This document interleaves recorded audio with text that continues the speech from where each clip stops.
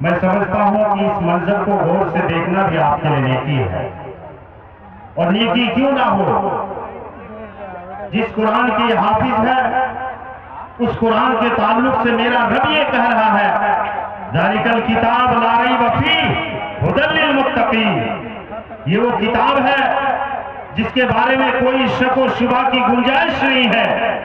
جس قرآن کے تعلق سے میرے رب نے کہا اِنَّا نَحْنُ نَزَّلْنَا الذِّکْرَ وَإِنَّا لَهُ لَحَافِظُونَ، کہ اس قرآن کو نازل کرنے والا میں ہی ہوں اور اس کی حفاظت کی ذمہ داری بھی میری ہے۔ جس قرآن کے تعلق سے میرے رب نے کہا، بلکہ ساری انسانیت کو چیلنج کر کے کہا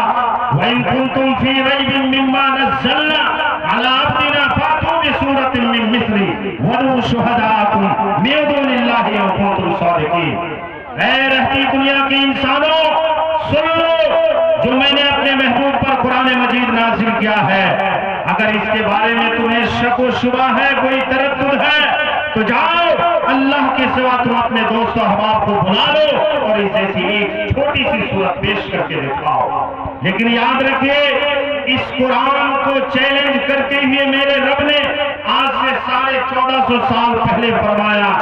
اور رب کعبہ کی قسم کھا کر کہتا ہوں قیامت کی صبح تک اس قرآن کی مثل اور اس کی نظیر پیش کرنے سے ساری دنیا عاجز و کافر و بے بس و بے کس رہے گا۔ آپ نے سنا ہوگا کہ اس قرآن کے تعلق سے